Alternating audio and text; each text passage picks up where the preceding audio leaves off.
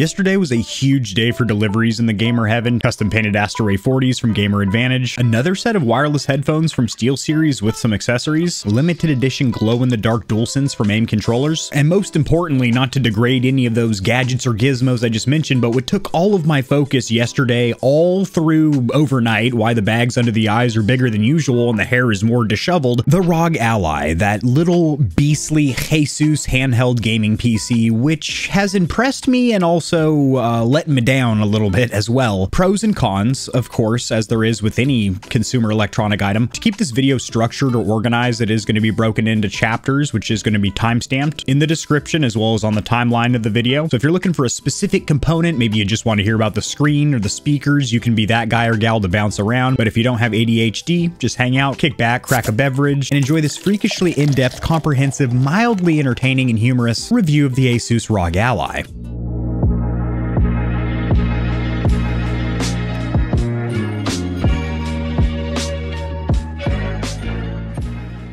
Now, this is just my initial impressions review, but down the road, I will be doing a owner's review, a 3-month, 6-month, 1-year owner's review, following up with the durability, reliability, any issues that might have come up. So as for the box and contents, the actual packaging is a lot more pretty, cosmetically appealing than the Steam Deck box, which is just undyed brown cardboard. You're going to have your handheld PC underneath a plastic dust cover, then you're going to have 2 paper boxes. One's going to have your documentation, your instruction manual, regulatory and warranty guide. The other one is going to be a little bit more important to using the sucker, and that's going to be your USB-C fast charger. You want to make sure you use the charger that came with the device, or else you are going to be losing battery life even while plugged into the charger if you are gaming, especially if you're playing a graphic intensive AAA title. The instruction manual really isn't great. All it shows you is a breakout of the buttons, ports, and plugs. However, it doesn't really show you how to use the device. Little sidebar, this $40 travel case is not included, so there is no carrying case. Even the $400 entry-level Steam Deck does come with a carrying case, a pretty nice carrying case. The initial setup was not a smooth process. It took me about 2 hours. I probably could get up and gaming in about 30 to 40 minutes. However, as I was setting this up properly, like a brand new Windows 11 PC, uninstalling bloatware, programs pre-installed that I'm simply never going to use, such as Clipchamp, Solitaire, and Amazon Prime Video. The initial boot or startup took a damn long time, what seemed like an eternity, but really about 5 minutes. Then my virtual keyboard was completely glitched out, and I didn't know how to activate it. It wasn't like the Steam Deck where it was very clear how to just pop up the virtual keyboard. I had to look it up on Google. There was nothing printed out in the physical instruction manual about, hey, here's the hotkey to use the virtual keyboard, and that actual hotkey or combo of buttons you're supposed to press didn't work for me, so I had to turn the device off, turn it back on, then the virtual keyboard worked for me so I could enter my passcode for my Wi-Fi and get going with the initial setup. Then I got a couple of error message boxes popping up saying the Armory crate failed to load. I closed them out, but it pushed through with the initial setup. Then, as this is a Windows 11 PC, I do strongly recommend going into the settings, going into Windows updates, and then manually installing all the cumulative, all the important security updates to keep your device safe, because this is a Windows PC. You are not prompted to do these updates. You do manually need to check for them, and there are several of them, many of which do require restarts, and all of these will be done over Wi-Fi, obviously, considering there is no Ethernet port, so set aside about an hour for Windows updates. Then you're going to want to make sure the BIOS is up to the latest version using Asus EasyFlash to upgrade. Last but not least, launch Asus Armory Crate and update that program as well as all of its plugins. So yeah, about 2 hours of setup in comparison to the Steam Deck, which I'm not going to talk about too much in this video because, again, a comprehensive comparison between those two titans in the future, but the Steam Deck is about 15-20 minute setup, as it is kind of bridging the gap between a handheld gaming PC and a gaming console like the Nintendo Switch. It's actually a lot more console-like than the Ally. As for the ergonomics or comfort, it's going to be very difficult to not compare this to the Steam Deck, but again, I went into this review saying this is a dedicated review for the ROG Ally. That's your sole focus. You can mention the Steam Deck in passing, but don't really compare or focus the two devices. From looking at pictures and video reviews of the ROG Ally, it did look and seem like it was going to be substantially less comfortable than the Steam Deck in hand, but that is not the case. In fact, the ROG Ally was instantly comfortable in my hand. There's a couple different ways to hold it, but by kind of digging your palms in at an angle, it sits on those little cut-ins. It feels incredibly comfortable. It is also noticeably lighter in the hand than the Steam Deck. Even though it's not much smaller, it does feel like a smaller device. That was one of my big worries worries that I mentioned during my, hey, I bought an Ally video is, oh man, the ergonomics look like they're going to be hot garbage, but in fact, the trash isn't there. At least I'm not in the vicinity of the local dumps. I'm not getting a whiff of it at my nostrils. The ergonomics are actually pretty good with this device. Again, initial impressions are good. The only caveat to that with the ergonomics is the rear buttons are simply not good. They're just not good rear buttons, but I'll talk about those later. The device is freakishly light. How light? 608 grams. And how do they do that? Well, they explain it with this little breakout diagram right here. Cooling solution there with their 0.1 millimeter thin slimline pancake fans, sucking air from the back, spitting hot air out the top, similar to the Steam Deck, but substantially quieter. As for your OS, your operating system, you are on Windows 11, so your initial setup is going to be just like a brand new PC, desktop or laptop. It was actually very streamlined, very smooth because it is optimized for a touchscreen device, so it's actually cropped into 150% scale when you're navigating the desktop, so icons are bigger, menus and submenus of folders are much easier to see and navigate, and unlike the GPD Win 3 and the 1X, 1S player and some of the other handheld PCs that I've had hands-on time with, this felt a lot smoother despite the fact it is still running on the same operating system. And thus far, I actually haven't had any complaints using Windows 11 with this device, which again was another huge worry for me that I mentioned during that, hey, I just bought a ROG Ally video. I don't know why I keep saying it like that. The video I made a couple weeks ago saying I pre-ordered this sucker was that it was going to be an absolute nightmare just navigating just everything other than gaming. When you're trying to navigate through the operating system, it was going to be a nightmare, and it hasn't been, so that's great. You do also have a very pretty front end, a very user-friendly experience called Armoury Crate. Think of it like SteamOS, and by the way, you still can install SteamOS if you want to have a Steam Deck-like experience on this thing. But I will say, I am a huge fan of Armoury Crate thus far. I'm already accustomed to Armoury Crate. I have an Asus ROG motherboard in my desktop, and that's the control hub for my PC, although I really don't spend much time in there unless I'm changing the lights, occasionally checking my CPU speed and temperature, but I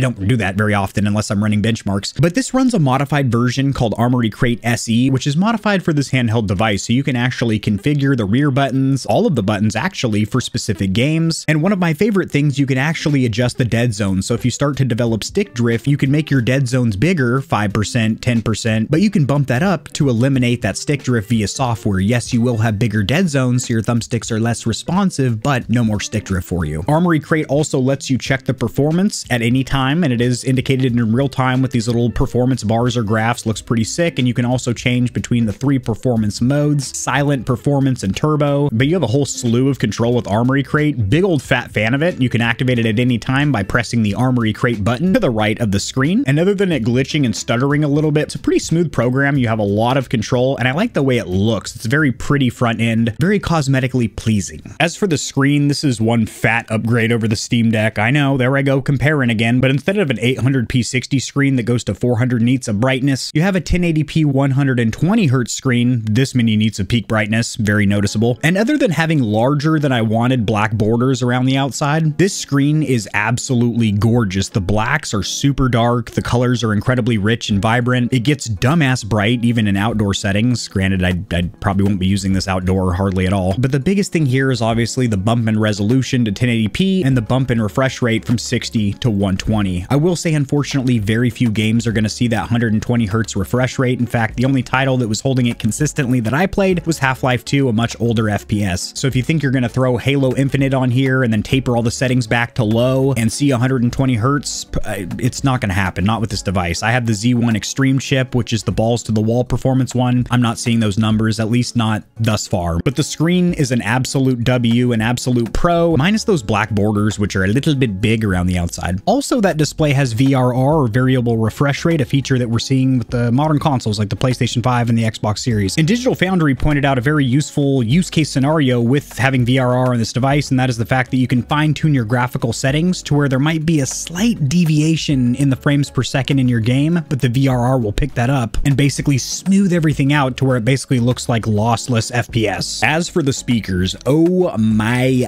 god. Oh my god. That was one of the things that stood out to me immediately. I didn't expect to like this particular component this much, but not only do they get freakishly loud, louder than you would ever want the internal speakers to be, but they're also clear. They don't get distorted or hollow or tinny or start fucking vibrating in your hand or anything. They sound crisp, clear, undistorted, even at maximum volume. Yes, it is a little bit lacking in the bass, the low-end frequencies. That's to be expected with small speakers or drivers, but they sound phenomenal, leagues ahead of the Steam Deck or any handheld that I have used. They are front-firing stereo stereo speakers, and in that aspect, you get good stereo spread left and right, not so much verticality up and down. We're talking about two small speakers here, but they sound insane. The thumbsticks, I am also a big old fat fan. They are incredibly grippy in comparison to the Steam Decks, which have those little haptic sensors where you rest your thumb on there. They're presence sensors, so you can activate that gyroscope motion aiming, which I pretty much disable. But because the Ally doesn't have that con trickery, it's just rubber or silicone compound, which is dumb-ass grippy and also very soft and supple on the fingertips. I'm a big fan. The only thing I don't like about these thumbsticks, they're a little bit rough around the outside of the gates when you're at full lock. I wish they had anti-friction rings. That's my only complaint. Clicking down L3 and R3 was secure and silent, but what needs to be talked about with these thumbsticks, and I noticed it immediately, was that the dead zones are noticeably tighter than the Steam Deck. When I'm playing shooters on the Steam Deck, I do feel like I'm playing on the Switch, which generally has bigger dead zones than Xbox, PlayStation, or PC when you're playing on controller. It's noticeable. The Ally, as soon as you start to provide input on those thumbsticks, your character is walking or moving. It is awesome. It's just like playing on a full-size Xbox or PlayStation controller. As soon as you press them, you are moving. Unlike the Steam Deck, where you're moving, oh, there you go, and then your character starts registering the input on screen. The dead zones are much tighter. Love it. Love to see it. As for the D-pad or direction buttons, again, not a Steam Deck comparison as I hold both devices, but you do need a visual representation of the differences here. You have a typical 4-point D-pad on this bad boy, and you have a bit of a hybrid wheel over here. Also with the Steam Deck, it's in a weird layout where the D-pad is directly to the left of the thumbstick. It's weird. It works good in practice, but it just looks silly. I love the placement of the ROG Ally substantially more than the Steam Deck because you just drop your finger down from that left thumbstick and you're right there on that D-pad. I also like the way it feels better because it is a hybrid wheel, exactly what you're used to on the Xbox Series controller, where you have a little 4-point in there, but it's also a wheel, so it's a hybrid. A little phlegm in there. The only thing I don't like about this gosh darn D-pad is it's the only thing on the front of the device that is gloss plastic, that piano black, which of course collects fingerprints and maybe even micro scratches down the road. But the D-pad is, I like it a lot. I like it a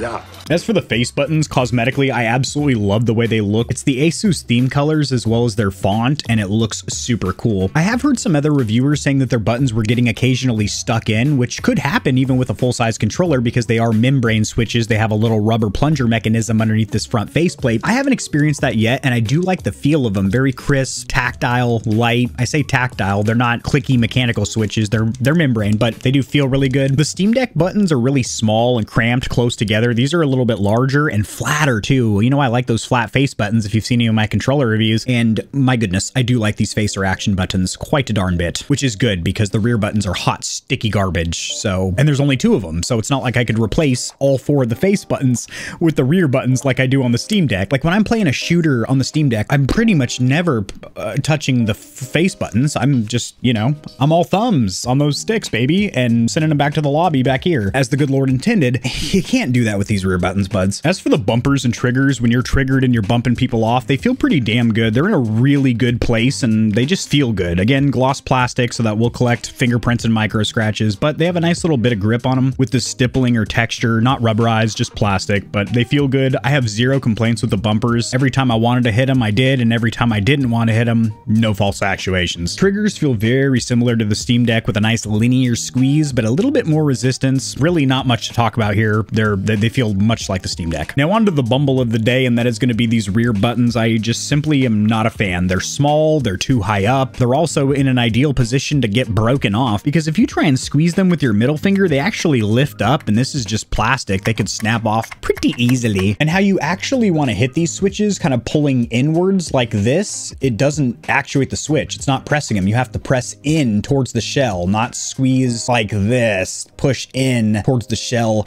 like that. Great way to explain that, Kevin. Yeah, these are a real Nimrod to hit. I'm not a fan. I have an entire video about the Steam Deck's rear buttons, just praising it, just getting on my knees and massaging its back. I don't know why I had to get on my knees for the massage. More leverage, less leverage, I don't know. Given the business to the Steam Deck's rear buttons, because they've been giving me the business for about a year now, they're awesome. These, not so much. Now, as far as ports, plugs, and controls, you do have a power button, which doubles as a fingerprint reader, which is incredibly accurate. I've tried to use other fingers besides my index, and it simply didn't work. So yeah, it works pretty dopely. Right next to that, you do have a volume rocker, which which is raised just slightly, so if you run your hand across the top of the device, you'll run into the volume rocker. Next to that, you have your USB-C port for charging, and then next to that, you do have that proprietary GPU plug-in port if you want to go balls to the wall with a freakishly expensive external GPU that nobody's going to buy that fucking thing. To the left of that, you have a micro SD card slot, and this does support UHS 2, which is awesome because the Steam Deck is limited to UHS 1 speeds. To the left of that, you have a 3.5mm headphone port, and then on the top, you do have your exhaust ports, one on each side, which do blow moderately hot air, but you're not scalding your fingertips off. Two very important buttons, this one for Command Center and this one for Armory Crate. Command Center on the left, Armory Crate on the right, exactly like the Steam Deck, having basically a hardware and software submenu that you can pop up to modify settings within SteamOS or settings on the actual computer itself, such as changing the volume, screen brightness, engaging airplane mode, Bluetooth, and other stuff like that. And on the bottom of the device, you have absolutely freaking nothing. It would be awesome if they could move the 3.5mm headphone jack and the USB-C charging port to the bottom, or at least have alternates on the bottom. That would be super sick. It'd also be ideal if there was a full-size USB-A port, just one of them, in case you wanted to use desktop peripherals, or more realistically, because you'll probably use a dock or adapter for that, just some kind of an external hard drive to transfer games, or a little USB flash drive, or, you know, things you want to use that USB-A port for God's sake. It's a PC. Also, something else to note, you see this little glowing thing on the side here? That's just a reflective sticker. I thought maybe that was RGB LED lights or something, but it's just a sticker. Does look kind of cool though. Now, as for gaming performance, I am a little bit let down. I did purchase the Z1 Extreme, the $700 version, which does have notably more processing power than the entry-level version, unlike the Steam Deck, which has 3 variants, but it's just storage and the etched anti-glare screen. They do also come with different carrying cases. I really did think in my little gamer brain that this was going to have like 30% better performance than the Steam Deck or something, but really my visual settings, my graphical settings, playing games that I've been playing on the Steam Deck for like a year now, aren't that much higher. And I think that's because the native resolution of this screen is 1080p, not 800p, so there's a bigger base canvas there. It's already more resource intensive, but literally the graphic settings are like the same as the Steam Deck. The Z1 Extreme, much more powerful than what we have inside the Steam Deck. It's not a slouch or anything like that, but I'm keeping it in turbo mode, which is the 25 watt drainage, or TDP if you will. And the highest FPF I've seen is 120 in Half-Life 2, an older FPS, but all modern titles that I'm playing are around 60 to 75 FPS. And that's at low to medium settings, which is unfortunate. I was expecting to see more towards that 100, 120 hertz if I tapered graphical settings to the low and medium range, and I'm really not seeing that. Now, this is just my initial impressions. I have played 6 or 7 games in 3 different launchers, but the initial boot for every game takes a long ass time, substantially more than the Steam Deck. I don't know if it's because it's on Windows and not SteamOS. Actually, it should be quicker because it doesn't have to go through that Proton compatibility layer converting from Linux to Windows. The initial boot up time for all the games is like several minutes. For example, Forza Horizon took like 5 minutes to load, and that was in the extreme performance mode. If you have it in the silent mode, a lot of games just simply won't even launch. Modern titles, it'll take a look at your performance specs and be like, that's too low spec of a rig, until you bump it up to performance or turbo being the highest. But the saddest factor here with this lack of what I expected from the performance is the screen is so balls to the wall 1080p 120, and I would love to take advantage of that piece of hardware, that component, that screen, by being able to get there to 1080p 120. I'm not getting there yet. ROG Ally owners, please drop in the comments section below any tips or tricks you have, if there's some kind of TDP setting or a little box I have unchecked, something that's going to spray the NOS under the hood over here. I thought it'd be blowing the doors off the Steam Deck, but they're like neck and neck. I mean, the Ally's pulling ahead a little bit, but golly. Hey, it's you from the future. I got a little bit more stick time, and I know a little bit more about handheld PCs than you do. So let me tell the good fine people in the front row of YouTube why you were getting subpar performance than you expected in comparison to that Steamer, that Cleveland Steamer Steam Deck that you enjoy so much. That's because the Steam Deck is like a Nintendo Switch, and the fact it doesn't change performance if it's docked, plugged into the wall. As where the ROG Ally is much more like a gaming laptop, where there is a notable performance difference if you are plugged in to wall power, which kind of sucks for portability, but not really, because it's still portable when you need it to be, but you can get more performance, squeeze more performance out of it by plugging into the wall. There's a very useful chart popping up on screen here. Well, it's probably been on screen for a while I've been jaw-jacking and lip-smacking, but take a good look there, because that's going to show you the performance at different TDPs or power limits. And keep in mind, you can also make your own custom profiles. I haven't dabbled in it yet. Don't feel comfortable with that yet. You can leave it up to Windows to do power and performance management on your handheld PC. I don't recommend that. I recommend that you go with one of ASUS's presets. Silent only if you're browsing your interface, you're not really doing any gaming, hardcore emulation like Dolphin or anything, we'll say PSP or later, you're still going to want to be in performance. Definitely any modern titles. In fact, me personally, I kept it in turbo almost 80% of the time, and I was still craving a little bit more performance when I wasn't tethered, plugged into the wall. But as soon as I plugged in, you can actually see the TDP limit jump up by about 10 watts, and it makes a notable difference. It's now kind of what I expected out of this machine. Still a little bit under par for what I expected. I guess I just had massive expectations for this to really slap my tits back. It's a killer device, but it just hasn't wrung me out yet. Moving on to what we knew was going to be bad, battery life. It is atrocious on the Steam Deck. It is the Achilles heel of that device. It is terrible. You can get around 2.5 hours of battery life, which is terrible. That's if you're playing a AAA title at 60 frames per second, screen brightness and volume maxed out, and you leave your Wi-Fi and Bluetooth on. I go into airplane mode a lot on my Steam Deck if I'm not going to be around a charger and I don't need to be online, because it saves an astronomical amount of battery life. But I will say the Ally makes the Steam Deck look like it has killer battery life, because you can kill the battery in the Ally in under 1 hour. And not even gaming, me just browsing the operating system, uninstalling janky programs, installing the browser I want, getting used to the Windows 11 interface on a tiny touchscreen device, I was able to drain the battery from 100 to 20 in about an hour and a half, keeping it in that turbo performance mode, which is crazy because you think in turbo mode it would actually taper back the performance if you're not in game, but no. If you put it into turbo mode, it sounds like the fan spools up and it's basically pinning out the CPU and GPU when you're just browsing Windows or navigating, you're not even gaming, which is super weird. You would think it would work like a typical desktop or laptop where when you launch a game, it ramps up performance. But it seems like right now you are manually controlling the performance as the operator by switching between silent, performance, and turbo. I'm sure that will change with future patches or updates. But the battery life is atrocious. This comes down to two factors. One, it is a physically small battery, but then it's higher performance than the Steam Deck as well, and the ROG Ally sucks it dry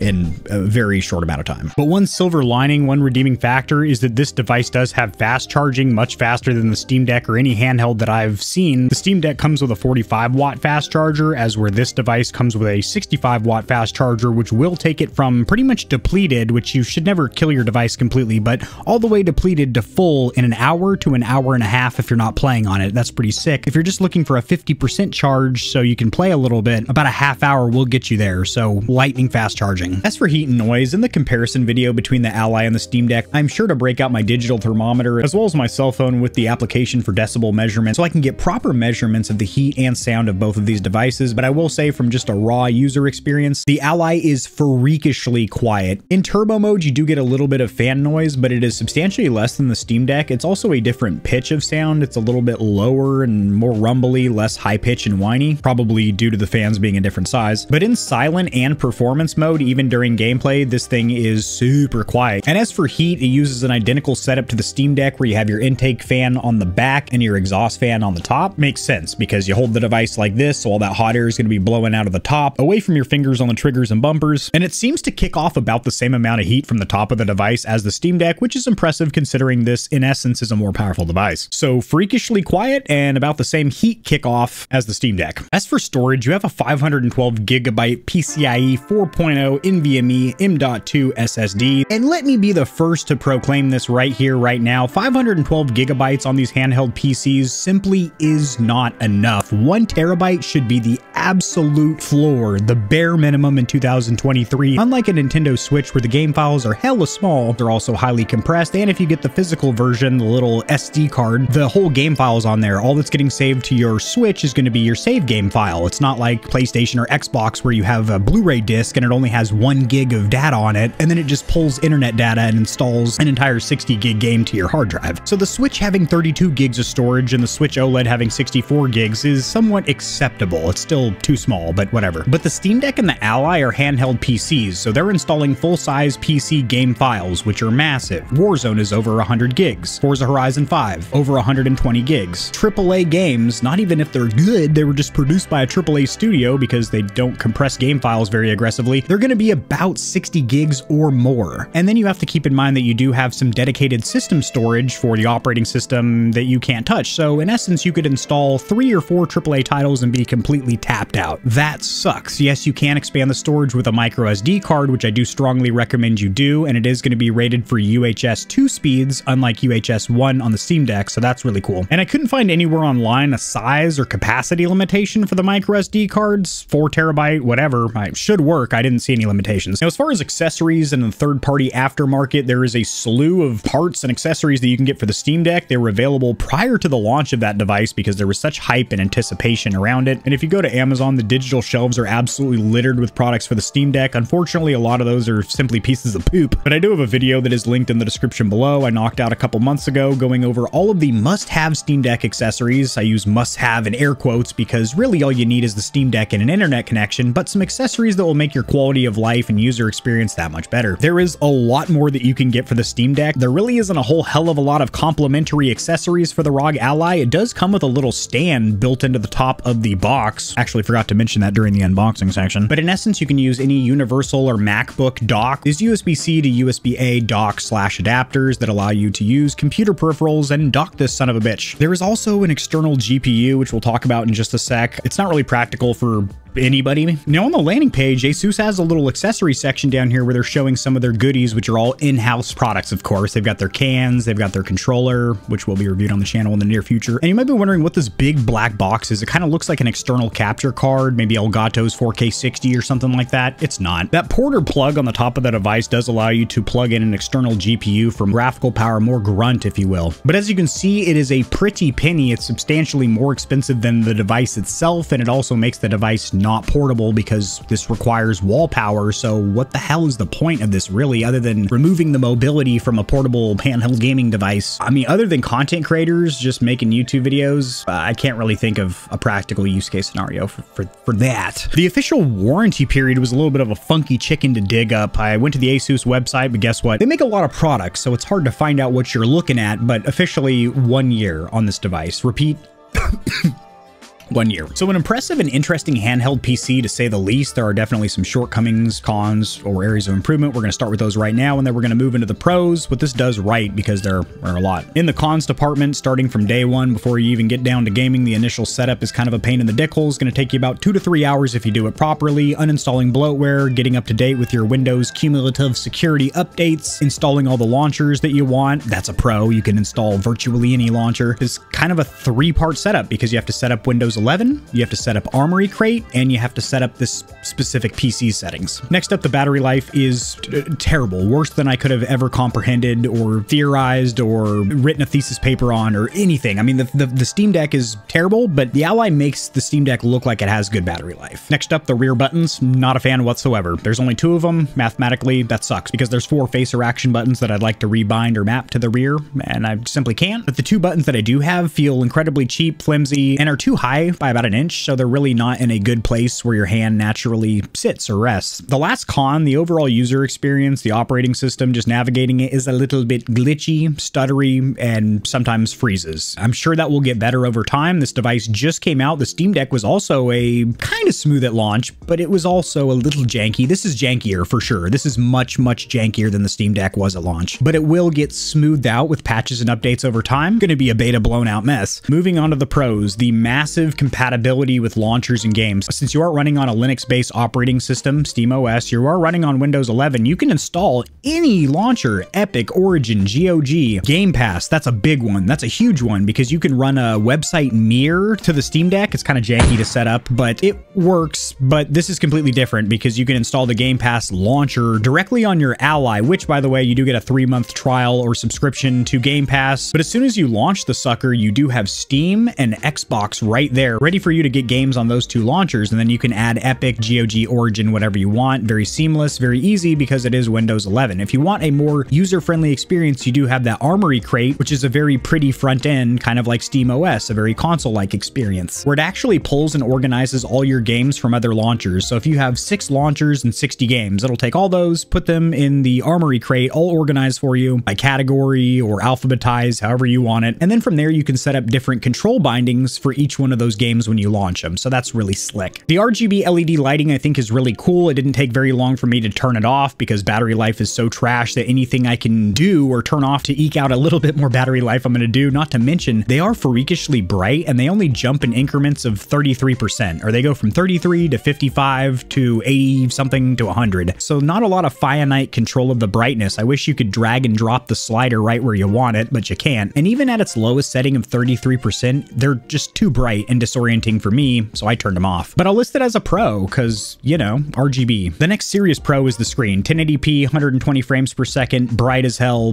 gorgeous, other than the bezels being a little bit bigger around the outside than I like to see. The screen is an absolute pro, but a little bit restricted by the amount of games that are actually going to hit 1080 120 for you. At the time of making this video, again, future patches and updates might really optimize the shit out of this thing, but unlike the Steam Deck, where game developers actually develop for the Steam Deck kind of like it's a console where games get a grading, good for deck, verified for deck, working compatible on deck, but kind of janky, the Ally is treated exactly like a small form factor PC or a laptop. So it's up to you to tweak with the graphical settings like a typical PC to get that perfect balance between graphical fidelity and frames per second. As with a Steam Deck, it's a little easier to dial that stuff in. The next pro, the speakers, blew me away. They're loud, they are crisp, they never really get distorted, and best of all, you actually get a decent stereo spread out of them. They're insane. The thumbsticks are thebomb.com. Big step up over the Steam Deck, especially if you don't use those capacitive sensors and you just pop on some Control Freaks or thumbstick caps. These are so grippy, I'm not even going to do that. The Ally's killer. The next pro is going to be the weight, form factor, ergonomics. The damn thing's comfortable in your hand. It's light. I was worried it was going to be uncomfortable because of those aggressive cut-ins in the palms, but those are actually good. They did a little R&D and they're good. The next pro, cosmetics. Of course, beauty is in the eye of the beholder, but I behold a sexy ass handheld PC over here, that white and black two-tone design. The next pro, this thing is quiet, like a baby blowing out the candles on a birthday cake.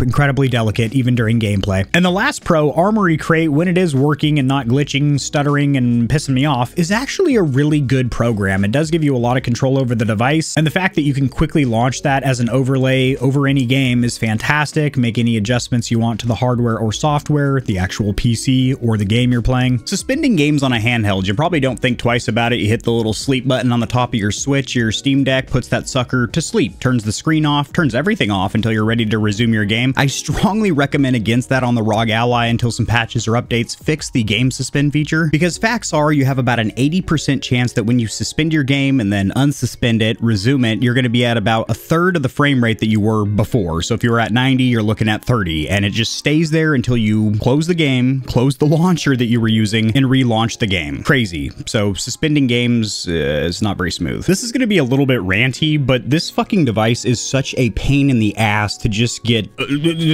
operational. You know, and this is a somewhat computer savvy guy. I built 5 or 6 PCs component by component. This little handheld here, everything from trying to rebind the rear buttons, which by the way, unbind themselves. Every time you suspend the PC and then wake it up, your rear button bindings are completely gone. You have to rebind them. And that is just one of about 10 or 12 minor gripes or complaints I have with Armory Crate, as well as just the whole user experience period. It puts a major damper in the overall user experience of playing with it, considering the Steam Deck exists, which gives you a console-like, pretty much hassle-free, stress-free experience, still accessing PC games on the go. This thing's pissing me off right now. Another thing is this device has a hard time going to sleep sometimes. Now you will go to sleep, or I will put you to sleep. Check out the name tag. You're in my world now, Ally. Sometimes you press the sleepy button, but this melatonin button up here doesn't work as it worked that time. That made me look silly, but sometimes it just doesn't sleep the screen. Another fun one that I get the utmost enjoyment from is sometimes the screen will sleep or go black, but then the audio is just playing for about 30 seconds. And then you're wondering, did it pause the actual game? And then you unlock the screen and you see that you've died 3 times because it did not even pause the game. So you have to pause first and then hope that it's going to cut the audio and the video together when you hit that sleep button. The biggest L here is, unfortunately, I do have out-of-the-box stick drift on the left analog stick. I guess that's better than having it on the right, considering the left is just for walking. So what I've done is bumped up my dead zone to around 25%, and this makes it to where, since the stick drift is forward on the left analog stick now, when I just barely press forward on that analog stick, my character starts walking forward, but I do need to move the stick about 1/8 of an inch backwards, a lot of dead end take up or slop where nothing happens, where I need to move move the stick backwards before the character starts backpedaling or walking backwards. Obviously, I'm going to be applying for a replacement unit through Best Buy. I'll let all y'all know how that process goes. But in the meantime, it is fully playable. Half-Life still has a little bit of drift, even maxed out at 50%. That's only if I launch it directly through the launcher. If I launch it through Armory Crate, it's fine, which is so weird. And I was able to play Halo Infinite and Tomb Raider and a bunch of other games with the dead zone at around 22 to 25% to eliminate that stick drift with my character walking and me not touching the thumbsticks. But several other reviewers have said they've had their face buttons stick in, not permanently, but they'll press them in and then they stay in for a second until they wiggle it out. Also, Sam Alexander Reviews mentioned on his review of the Ally that he had a defective left bumper that simply doesn't press. So it seems out of the gate like there are some quality control issues with the Ally in comparison to the Steam Deck, which I've heard minimal, actually hardly any horror stories about these things coming fucked up. But I'm still able to use my Ally,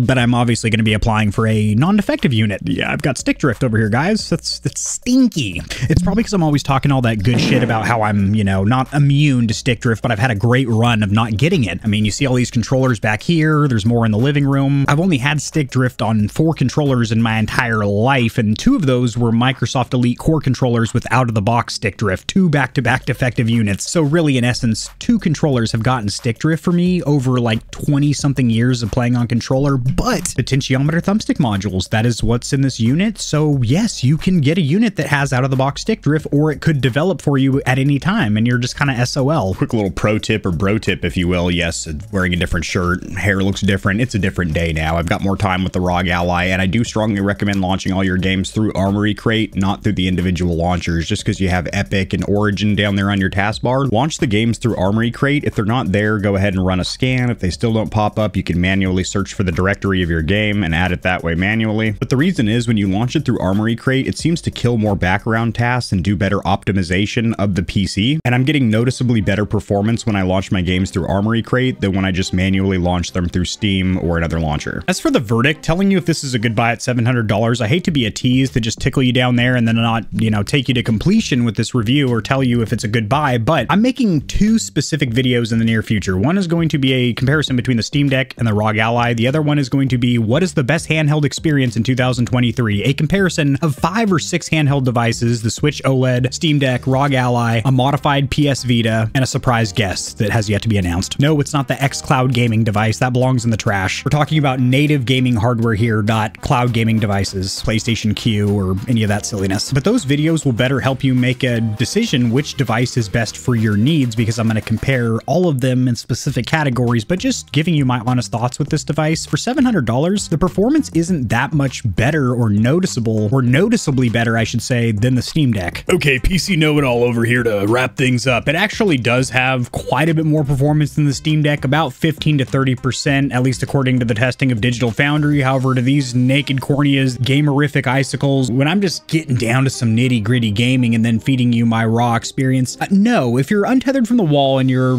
foot mobile, keep in mind you can have a power bank with you. It wasn't apparent to me immediately that there was a massive performance gap over the Steam Deck, which I kind of thought there would be. Having said that, certain components of this device are leagues ahead of the Steam Deck, such as the screen. Also, the vibration, I totally forgot to mention it earlier. There's 2 kinds of vibration in the Steam Deck, one of which I recommend you turn off immediately. It's called Steam Haptics. They suck. They are clunky. They're loud. It sounds like loose plastic rattling around in your hand. It doesn't feel good. And even in gameplay, the game rumble, which is the second kind of vibration, is okay. But with this device, it's not as accurate as the haptic feedback motors in the DualSense, which are wonderful, but they are substantially quieter, more accurate, stronger at peak vibration than typical Rumble Force motors. Whatever's in there feels great vibration-wise. I will say the thing feels very good in your hand. It'll play anything you throw at it because you can install any launchers, so everything from your retro emulation to your AAA titles you'll have no issues with because it's on Windows. You don't have to worry about that Proton compatibility layer or any of that Linux BS. So that alone is really cool, and I will say of all the Windows 10 or 11 handheld PCs that I've tried, provide, such as the GPD Win 3 and the One X Player 1S, this is by far the best. But if this warrants a $300 price gap from the $400 entry-level Steam Deck, that is a toughie, and the Steam Deck does also have a better user experience. Initial setup is much quicker, and also just the user experience, you launch into that front end of SteamOS as where you launch into Windows 11 with this device, and then you have to manually enter Armory Crate if you want that pretty front end. I can't really answer that. You're gonna have to answer that, I guess, for yourself, but I did give you some information here for each category or component of this bad boy, and hopefully that did help you make an educated decision here. The only answer is really just to subscribe so you don't miss that comparison of the Steam Deck and the ROG Ally, and then that what is the best handheld gaming experience in 2023. Subscribe so you don't miss those two videos. Drop in the comment section below your opinion of the ROG Ally, Steam Deck, or any handheld gaming device, and I'll see you stallions and stallionettes tomorrow.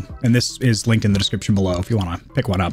Peace. If you enjoyed the video, liking it helps it to get seen by more gamers. This information will reach in a system as well, which in turn helps me grow this little channel, which I do greatly appreciate. Subscribe for more content like this. I cover news in the gaming community and industry, tutorials helping you get set up streaming and YouTubing, as well as honest gaming product reviews, keyboards, mice, headsets, controllers, mics, chairs, etc. There are some hefty exclusive discount codes found only in the description of my videos and only for the audience here at Gamer Heaven. I have links to all my other platforms and socials in the description below. To get in touch with myself and the stallions and stallionettes of Gamer Heaven, join the community Discord, and check me out at twitch.tv where I go live every other leap year on a blue moon if it falls into an odd calendar number, and my pH balance is on point. Just kidding, starting June I'm going to be live streaming a lot. Thanks for watching. This has been AK40 Kevin hosting Gamer Heaven, and I'll see you tomorrow because I upload daily, all the time, 60% of the time, sometimes, most of the time. Peace.